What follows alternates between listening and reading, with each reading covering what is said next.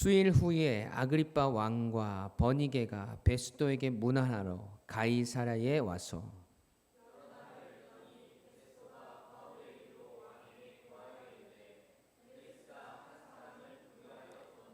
내가 예루살렘에 있을 때에 유대인의 대제사장들과 장로들이 그를 고소하여 정죄하기를 청하기에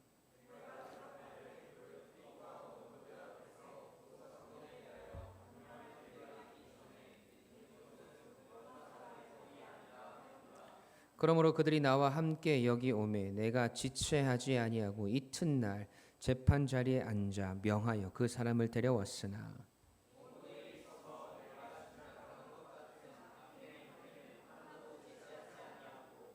오직 자기들의 종교와 또는 예수라 하는 이가 죽은 것을 살아 있다고 바울이 주장하는 그 일에 관한 문제로 고발하는 것뿐이라.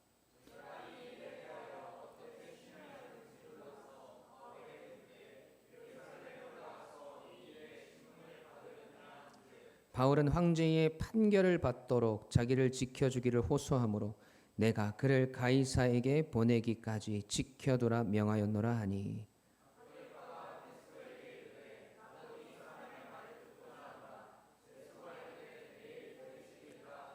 이튿날 아그리빠와 버니게가 크게 위험을 갖추고 와서 천부장들과 시중의 높은 사람들과 함께 접견 장소에 들어오고 베스도의 명으로 바울을 데려오니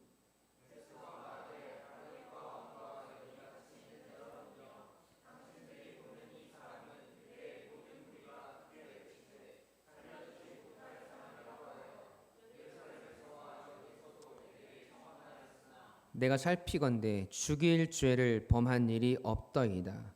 그러나 그가 황제에게 상소한 고로 보내기로 결정하였나이다.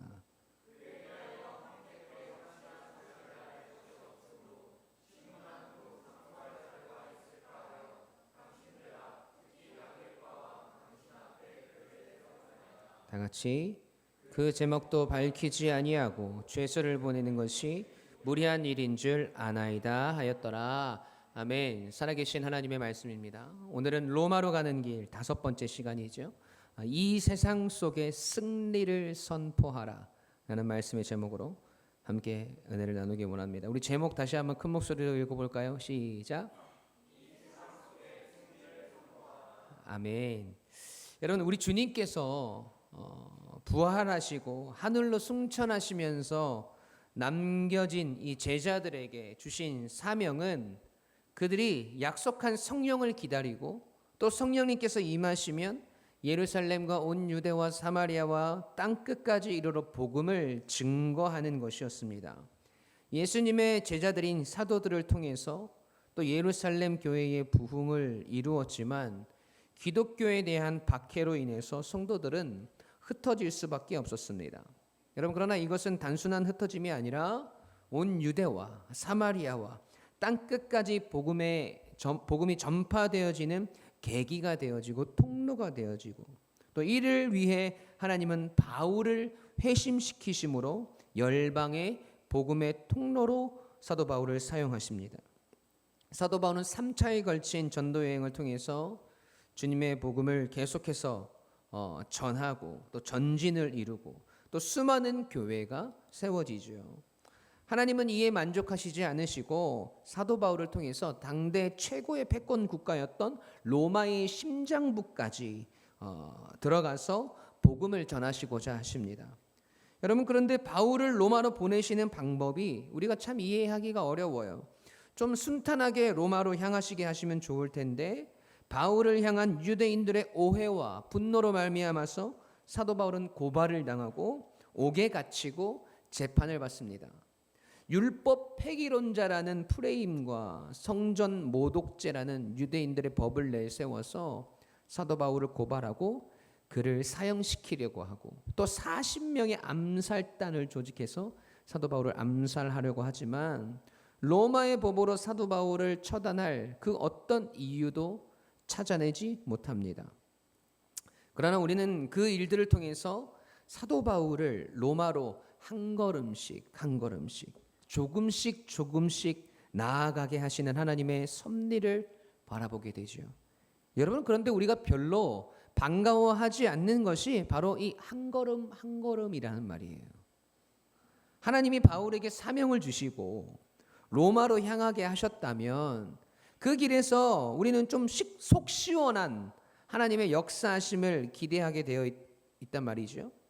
하나님이 가라고 하셨으니까 하나님이 그 길을 시원하게 여서서 조금씩이 아니라 한 번에 확 가게 하시면 좋을 텐데 그 가는 길이 너무나 더디다는 말이죠.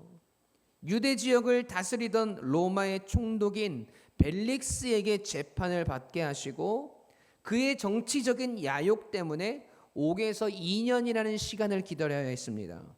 그리고 벨릭스 총독이 자리에서 물러나고 베스도가 새로운 총독이 되었는데 그에게 또 똑같은 재판을 받아요.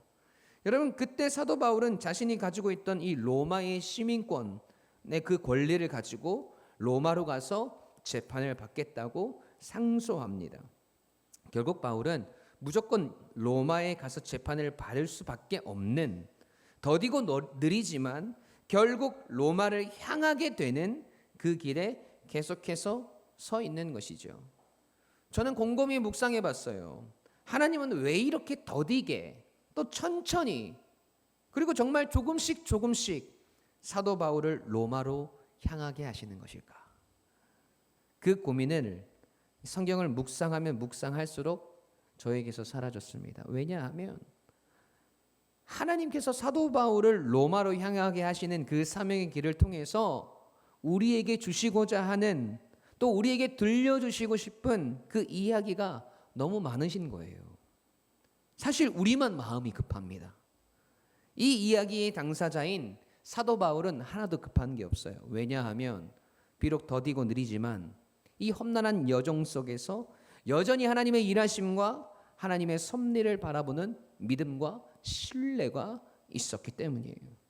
여러분, 그 속에서 사도 바울은 흔들림이 없습니다.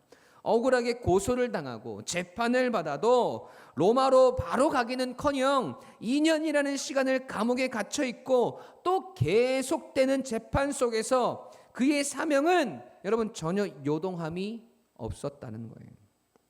그리고 베스도 총독에 이어서 아그리빠 왕에게 다시 재판을 받게 되는 과정이 오늘 본문에서 계속되고 있죠. 여러분, 로마로 가는 길이 참 멀고도 험합니다. 계속해서 죄가 없음이 드러나고 있음에도 불구하고 계속해서 재판을 받게 되는 사도 바울의 이 로마로 향하는 새로운 여정 속에서 우리 하나님은 또 어떤 메시지를 우리에게 주시고자 하는 것일까요? 첫 번째로 우리는 오늘도 주를 위해 살고 주를 위해 죽는 자로 살아가야 된다는 거예요. 함께 읽어보겠습니다. 시작.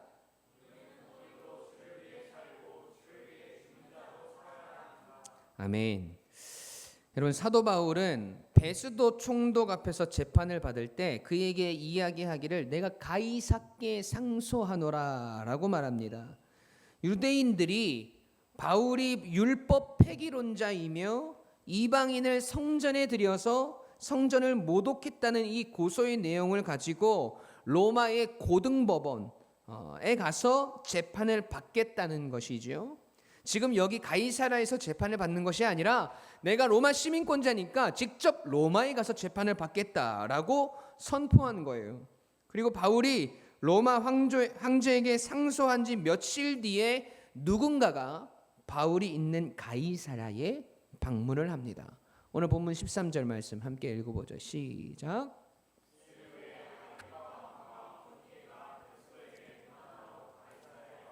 아멘. 여러분, 누가 방문했어요?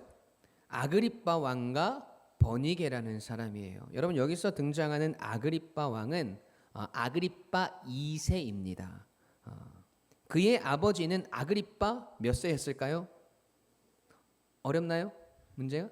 그의 아버지는 아그리빠 1세였는데 여러분, 사도행전 12장에 가보시면 요한의 형제 야고보 사도를 칼로 죽이고 베드로를 옥에 가둔 사람이 헤롯이라고 나와 있거든요.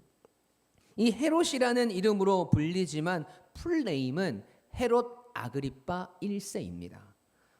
헤롯은 유대 지역을 다스리던 이 왕의 통칭과도 같은 것이었어요. 로마 황제의 밑에서 로마의 통치국들을 다스리던 왕이었다라는 것이죠.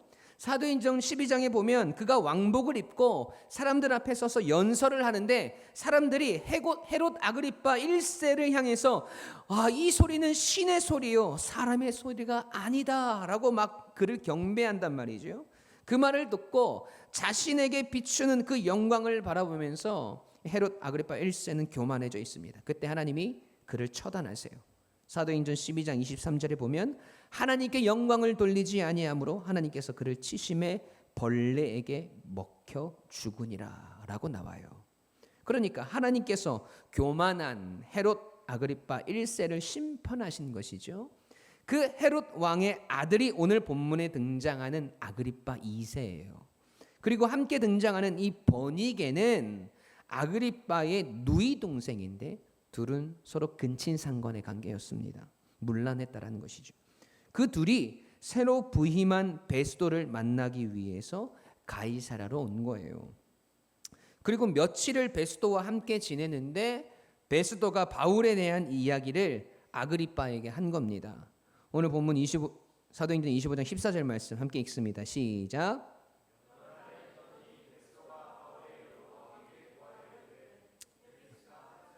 아멘. 여러분, 베스도가 바울의 일을 아그리빠에게 지금 고하고 있죠.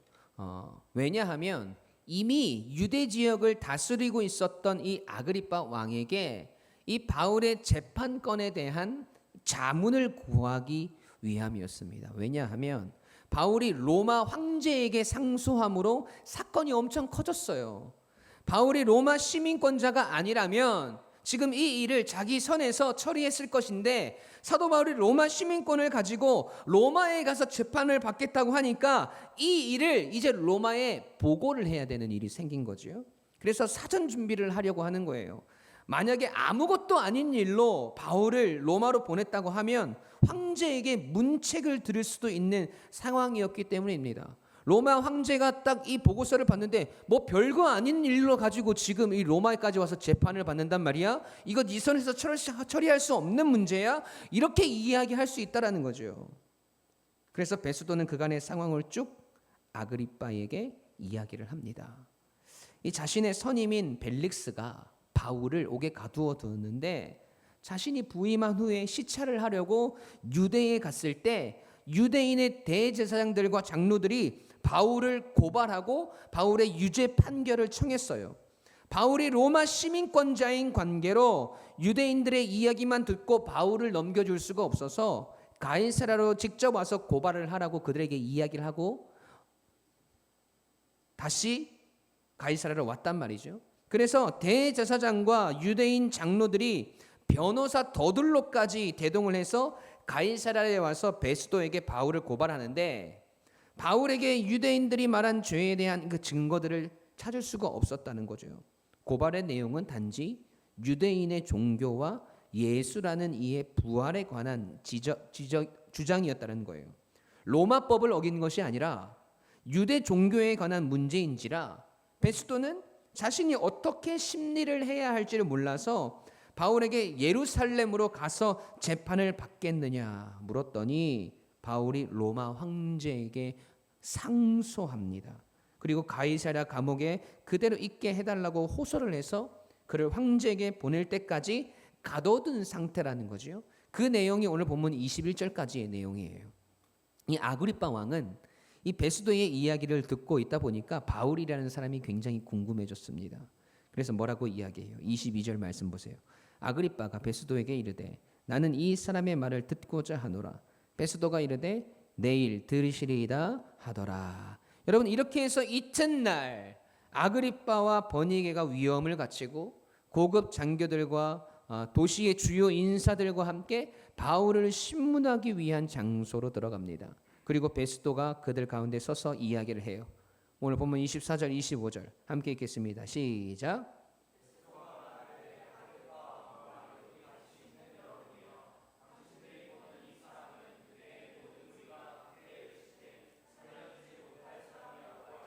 예루살렘에서 와 여기서도 내게 청언하였나이다.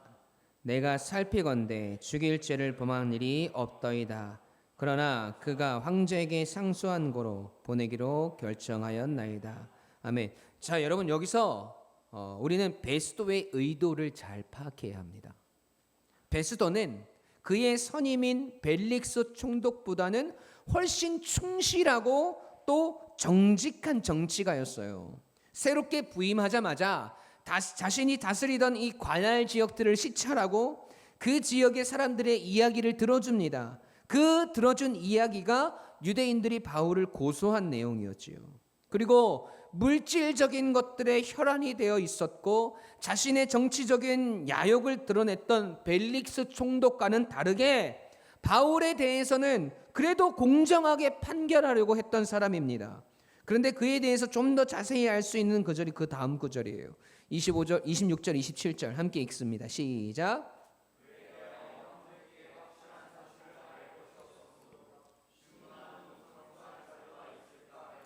당신들 앞 특히 아그리빠 왕 당신 앞에 그를 내세웠나이다.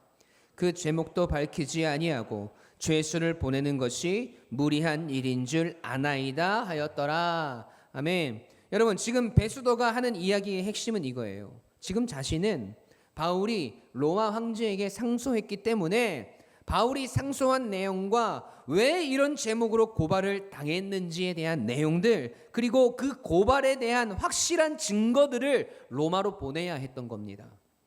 로마 황제에게까지 이 문제를 가지고 가게 되는데 지금 이 드러난 것처럼 로마법으로 도저히 어찌할 수 없고 무죄인 것이 분명한데 왜 이런 문제를 가지고 왔느냐 물으면 베스도는 할 말이 없는 거예요. 그러니까 어떻게 해서든 상소할 자료를 수집해야 했습니다. 제목도 밝히지 않고 죄수를 로마로 보내는 일은 무리한 일이라고 이야기하고 있지만 사실은 자신이 정치적으로 불이익을 당하면 안 되는 것이 주된 이유였다는 거예요. 자신은 지금 유대인들의 고발에서 로마 시민인 바울을 최대한 공정하게 재판했고 지금까지 자신은 최선을 다했다는 것이죠. 네, 물론 맞는 말이에요. 베스도 총독이 벨리스 총독보다 100배 나은 사람인 거는 확실하죠. 여러분 그런데 거기까지인 거예요. 여러분 요세푸스의 기록에서도 베스도는 꽤 공정하고 평판이 좋은 로마의 총독, 로마의 정치인이었다고 기록하고 있습니다. 하지만 거기까지인 거예요. 여러분 정치인으로서 불이익을 당하면서까지 정의와 공의를 펼칠 생각은 없는 것이죠. 결국 자신이 손해보는 일은 하기 싫은 것이죠. 여러분 이 세상이 결국 이런 모습이라는 거예요. 여러분 결국 이 세상은 자신의 이익 앞에서는 유순해질 수밖에 없고 자신의 불이익 앞에서는 민감해질 수밖에 없는 구조입니다.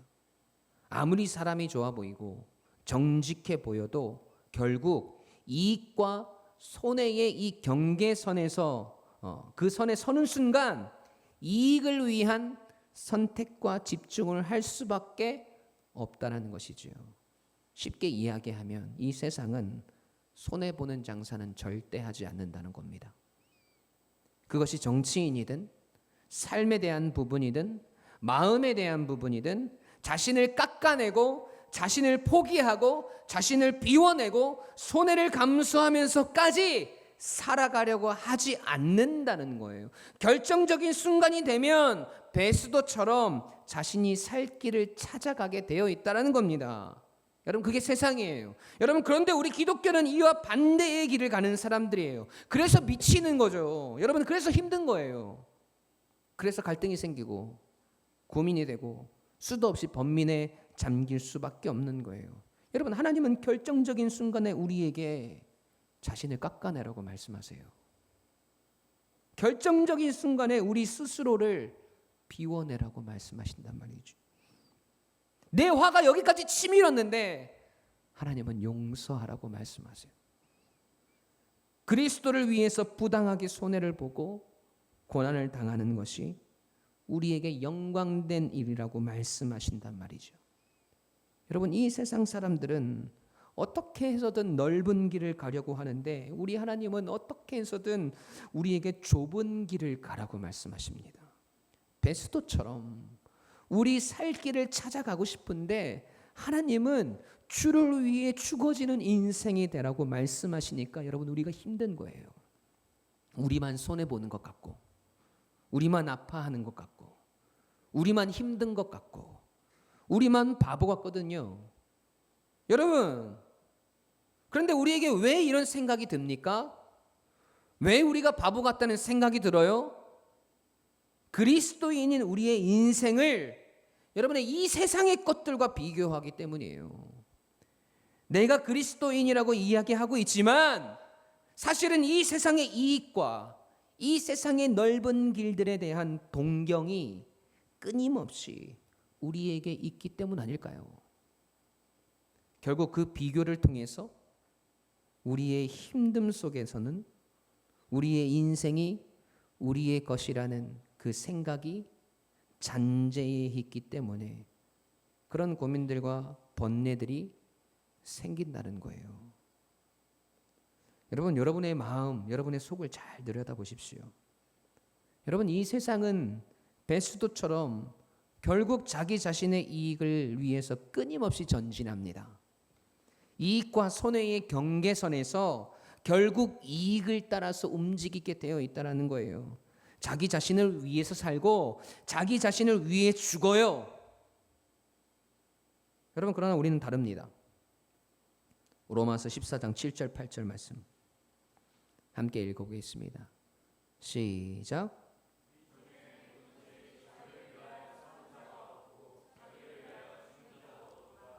우리가 살아도 주를 위하여 살고 죽어도 주를 위하여 죽나니 그러므로 사나 죽으나 우리는 주의 것이로다. 아멘. 여러분, 우리 그리스도인들의 삶의 목적과 이유는 완전히 다릅니다. 주를 위해서라면 무엇이든지 할 수 있는 사람들입니다. 여러분, 그 무엇이든지라는 말 속에는 나의 이익이 전혀 존재하지 않는, 나의 형통함이 전혀 없을 수도 있는, 여전히 고난과 번민과 눈물로 얼룩진, 때로는 사도 바울처럼 억울한 우리의 인생의 길이 있을 수도 있습니다. 그 속에서 우리가 낙심하지 않을 수 있는 이유는요, 그 일이 주를 위한 일이라면 오늘도 끝까지 그 길을 가겠다는 우리의 믿음과 결단이 있기 때문이고, 그 고백을 통해서 기뻐하시는 우리 하나님이 계시기 때문입니다. 여러분, 이 세상은 자신의 이익을 위해서 끊임없이 전진하지만 우리 그리스도인은 주님의 이익을 위해 오늘 나의 불이익을 감내하며 나아가는 존재들이라는 사실을 여러분 잊지 마시고, 사도 바울처럼 그러므로 오늘 내가 사나 죽으나 나는 주의 것이로다, 이 고백을 당당하게 주님께 드리고 수 있는, 그렇게 살아가는 저와 여러분이 되시길 주님의 이름으로 간절히 축원합니다. 두 번째로, 부조리한 세상에서 승리를 선포하는 우리가 되어야 합니다. 함께 읽어볼까요? 시작. 아멘. 오늘 본문 21절 말씀 함께 읽습니다. 바울은 황제의 판결을 받도록 자기를 지켜주기를 호소함으로 내가 그를 가이사에게 보내기까지 지켜두라 명하였노라 하니, 25절 말씀, 내가 살피건대 죽일 죄를 범한 일이 없더이다. 그러나 그가 황제에게 상소한 고로 보내기로 결정하였나이다. 아멘. 자, 이 두 구절에서요, 한국말로는, 우리 언어로는 다르게 표현되었지만 원어, 성경이 원래 쓰여진 그 원어가 같은 두 단어가 있습니다. 여러분, 첫 번째는 21절에 호소함으로라는 말과 25절에 상소한 고로라는 말이에요. 여러분, 이 단어는 헬러 원어로 에피칼레오마이라는 말입니다. 뭐라고요? 에피칼레오마이. 그 뜻이 호소하다, 부르다, 선포하다 등의 뜻이 있어요. 여기서는 법정 용어로 사용되어진 것이죠. 그런데 이 단어의 뜻에 보니까 그 괄호를 해놓고 그 앞에 수식어가 있어요. 그냥 호소하는 것이 아니라 그 앞에 구원을 호소하다, 예배를 선포하다라고 되어 있어요.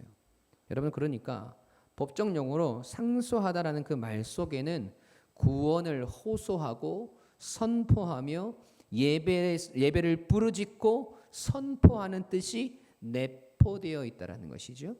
이 에피칼레오마이라는 단어가 여러분 신약 성경에 30번이 사용되었는데 이 사도행전에서만 20번이 사용됐어요.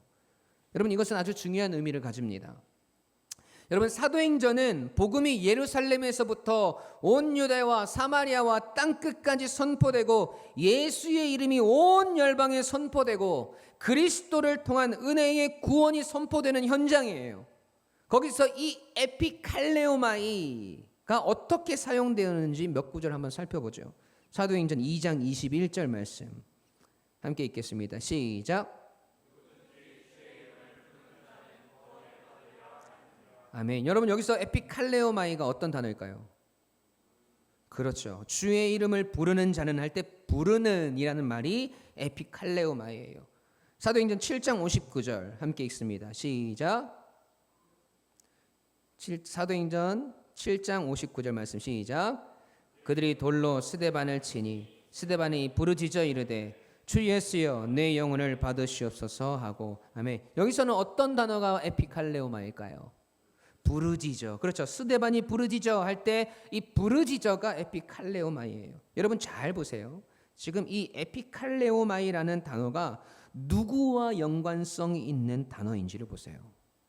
그 뜻이 구원을 호소하다, 예배를 선포하다라는 뜻인데 이것이 단순히 법적 용어로만 사용되어진 것이 아니라 사도행전 2장 21절에는 주의 이름을 부르는 자는, 사도행전 7장 59절에는 스데반이 부르짖어 이르되 주 예수여 내 영혼을 받으시옵소서. 다시 말해서 주님의 구원과 연관성이 있는 단어라는 거예요.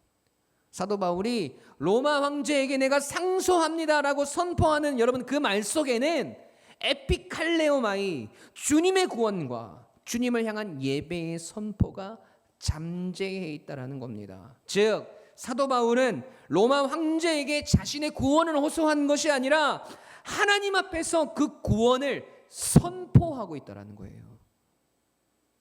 여러분, 단순히 자신이 로마로 향하기 위한 일환으로 로마의 시민권을 이용한 그 권리를 찾기 위한 선포가 아니라 지금 부조리함들로 가득 차 있는 자신의 환경들 속에서 자신을 죽이려고 달려드는 유대인들, 자신의 유익을 위해 바울을 감옥에 가두어 두었던 정치인들, 바울의 편이 되어주는 것 같지만 결정적인 순간 자신이 손해보는 것을 선택하지 않는 사람들 속에서 하나님의 구원을 선포하고 그 구원의 승리를 선포하고 있다라는 겁니다. 여러분, 이 모습이 오늘 이 땅을 살아가는 우리 그리스도인들의 모습이 되어야 돼요. 여러분, 부조리함들로 가득 찬 이 세상에서 자신의 이익을 위해 혈안이 되어 달려가는 이 세상 한가운데서 여러분, 우리는 하나님의 구원을 선포하고 결국 복음이 승리하게 됨을 선포해야 합니다. 여러분, 그 믿음의 선포 속에서 일하시는 하나님의 역사와 섭리들을 사도 바울과 같이 우리의 인생에서 경험하고 끝까지 우리를 이 세상에 내어주지 않으시는 하나님의 구원의 은혜의 증거들이 되는 우리가 되어야 되는 거예요. 여전히 억울한 일들이 우리에게 존재하고 있습니까? 육신의 연약함들이 우리를 힘들게 하나요? 마음의 상처들이 우리 속에 우울함들을 몰고 옵니까? 여러분, 부조리함들 속에서 속상하고 헤쳐나갈 구멍이 보이지 않으세요? 에피칼레오마이. 오늘 우리 주님의 구원을 선포하는 자리가 그 자리가 되어야 합니다. 우리 하나님의 구원을 향한 믿음을 가지고 여러분 선포하십시오. 부조리함들로 가득한 이 세상 속, 이해할 수 없는 일들로 가득한 우리의 인생 속에서, 억울함들이 가득한 우리의 심령 속에서 선포되는 이 믿음의 고백을 통해 우리 하나님은 영광을 받으실 것이고 바울의 인생을 지키시고 그에게 길을 내시고 그에게 하신 약속을 지키시는 우리 하나님의 능력과 권능이 오늘 우리의 삶 가운데도 동일하게 임할 줄 믿습니다. 여러분 선포하셔야 돼요. 내 영혼아 낙심하지 말지어다. 오늘 하나님의 구원이 나에게 이르렀노라. 내 마음을 낙심하게 하는 것들아 나에게서 떠나갈지어다.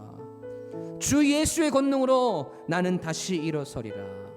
내 속에 있는 연약함들아 너희는 나를 굴복시킬 수 없다. 오늘 하나님의 구원이 내게 이르렀고 여호와의 영광이 내 위에 임하였느니라. 비록 내게 보이지 않아도 비록 내가 다 알지 못해도 나의 여호와께서 내 인생 가운데 역사하시고 구원하심을 믿음으로 선포합니다. 에피칼레오마이 여호와의 구원을 내가 선포하노니 내 속에 있는 더럽고 악한 것들아 떠나갈지어다. 여호와는 내게 길을 내시며 내 길을 인도하시는 분이심을 믿음으로 선포하노라. 여러분 이 믿음의 선포들이 오늘 여러분 속에서 하나님께 드려지길 주님의 이름으로 간절히 축원합니다. 여러분 바라고 원하시는 기도의 제목들이 있으세요? 그것들을 가지고 하나님 앞에 매일매일 간절하게 기도하십니까? 여러분 하나님을 믿으시잖아요. 믿음으로 선포하세요. 오늘 나의 문제는 하나님의 능력으로 해결되었느니라. 오늘 나의 육신의 문제는 하나님의 치유의 역사로 강건하게 되었도다. 나의 인생을 하나님께서 책임지시니 나는 오늘도 낙심하지 아니하리라. 에피칼레오마이 구원을 선포하다. 구원을 호소하다. 여러분 여전히 우리는 부조리한 세상 속에 살고 있지만 그 모든 악한 것들이 우리 주변에 득실거려도 여러분 우리는 그들 속에서 주님의 구원을 선포하며 우리를 결국 승리케 하시는 주님의 이름을 외치는 성도로 살아가시길 그 믿음의 선포를 주님께서 들으시고 여전히 오늘 우리의 인생을 이 세상 가운데 내어주지 않으시며 우리에게 그 길을 내시는 여호와 하나님이 여러분 삶 속에서 경험되시길 주님의 이름으로 축원합니다. 우리 함께 찬양하겠습니다. 큰 길을 만드시는 주 라는 찬양이에요. 여러분 이 찬양은 에피칼레오마이 믿음의 선포, 주님의 구원을 향한 그 호소, 그 믿음의 고백들이 들어있는 찬양이에요. 이 찬양의 가사 전체가 하나님을 향한 믿음의 선포로 가득 차 있습니다. 이 고백들을 오늘 이 찬양을 통해 우리가 하나님 앞에 드리고 우리에게 주님께 기도하며 나아가기 원합니다. 우리에게 마음을 다해서 이 고백 주님께 올려드립시다.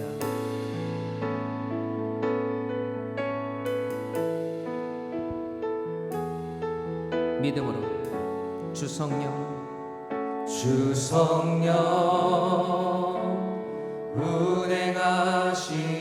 운행하시네 나 경배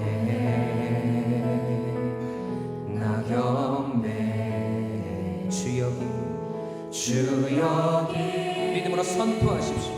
역사하시네 나 경배 다시 한번 주 성령 운행하시네 나 경배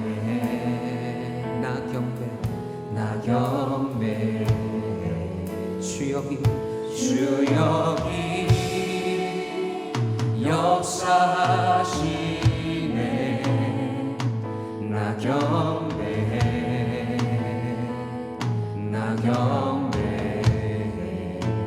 큰 길을 만드시는 주님 큰 길을 만드시는 주 긍지적 보여주시는 주는 나의 하나님 믿음으로 고백합시다. 약속을 지키시는 주 어둠 속에 빛이 되시는 주는 나의 하나님 상한 마음 만지시는 주 나 경외 주님께서 오늘 우리를 만지심을 믿음으로 선포합니다. 약한 나 오늘 약한 우리를 치유하심을 믿습니다. 나 경배해 나 경배해 큰 길을 만드시는 주 큰 기적을 보여주시는 주는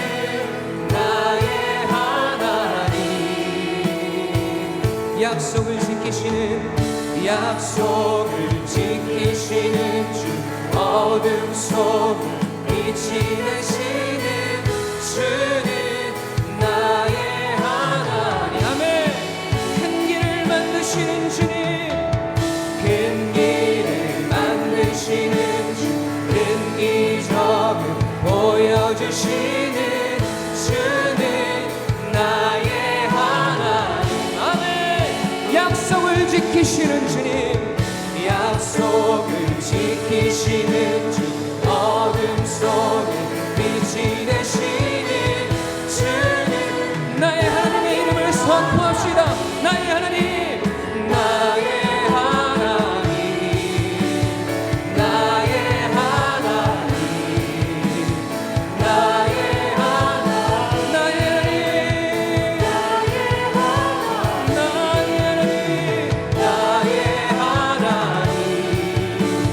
나의 하나님 나의 하나님 진짜 우리의 믿음의 고백을 주님께 드립시다. 주님 비록 내게 보이지 않아도 비록 내게 보이지 않아도 비록 내가 다 알지 못해도 일하시네 할렐루야 주님의 일하심을 선포합니다. 비록 내게 보이지 않아도 비록 내가 다 알지 못해도 일하시네 주님 일하시네 비록 내게 보이지 않아도 비록 내게 보이지 않아도 비록 내가 알지 못해도 주님의 구원을 믿음으로 선포하십시오. 에피칼레오마이 비록 내게 보이지 않아도 비록 내가 알지 못해도 큰 길을 만드시는 주님 큰 길을 만드시는 주 큰 기적을 보여주시는 주는 나의 하나님 약속을 지키시는 주 어둠 속 빛이 되시는 여러분 우리의 오른손을 주님께로 듭시다. 우리의 손을 들고 주님께 선포합시다. 큰 길을 만드시는 주 큰 기적 보여주시는 주는 믿음으로 선포하며 주님의 이름을 선포합시다. 약속을 지키시는 어둠 속 빛이 되시는 주는 나의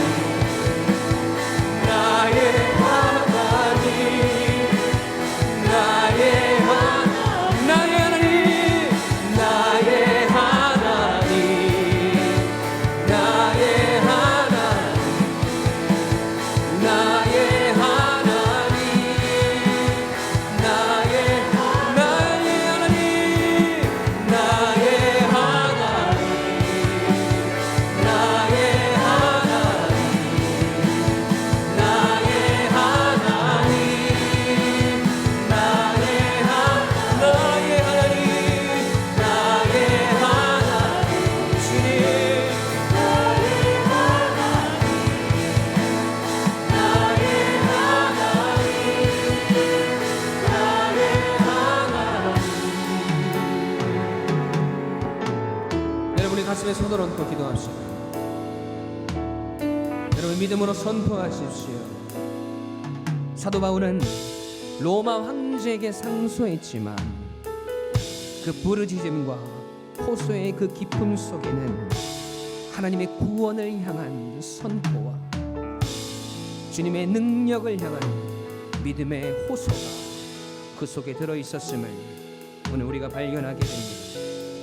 여전히 부조리한 이 세상을 살아가고 있지만 때론 우리에게 보이지 않고 비록 우리가 알 수 없는 인생의 길이 우리에게 놓여져 있지만 그 가운데서 우리가 낙심하지 않고 여전히 우리와 함께 하시는 하나님, 오늘 우리에게 길을 내시는 하나님, 오늘 우리를 이 세상 속에 내어주시지 않으시는 그 하나님, 그 하나님의 구원을 오늘 믿음으로 선포하며 나아가는, 그래서 우리의 인생이 이 땅 가운데 살아가고 있으나 주를 위해 살고 주를 위해 죽어지는 오늘 우리의 인생 될 수 있도록 그 인생을, 그 삶을 살아가는 오늘 귀하고 복된 우리 성도들 되도록, 내가 될 수 있도록 하나님이 인도하시고 역사하여 달라고 우리 시간 함께 주님 앞에 기도하며 나가겠습니다.